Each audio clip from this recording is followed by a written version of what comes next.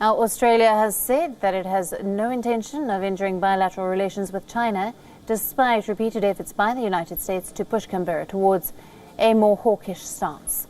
Australia and the United States have concluded a 2-by-2 ministerial dialogue in Washington. Secretary of State Mike Pompeo and Pentagon Chief Mark Esper hosted their Australian counterparts Marise Payne and Linda Reynolds for a 2-day summit.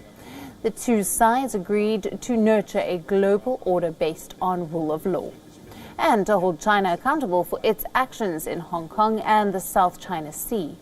Two countries have also agreed to create a working group to counter China's disinformation campaign.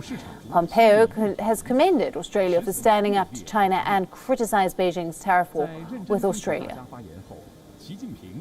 The United States commends the Morrison government for standing up for democratic values and the rule of law, despite intense, continued, coercive pressure from the Chinese Communist Party to bow to Beijing's wishes.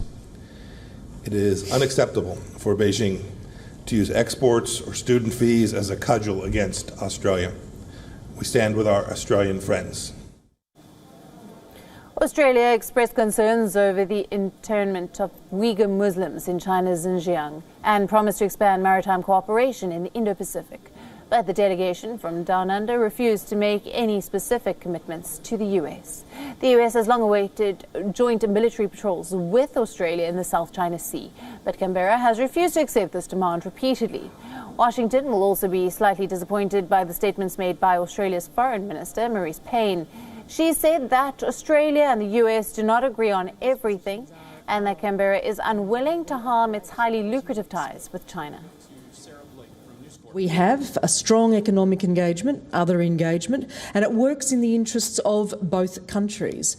That said, of course, we don't agree on everything. We are very different countries, we are very different systems.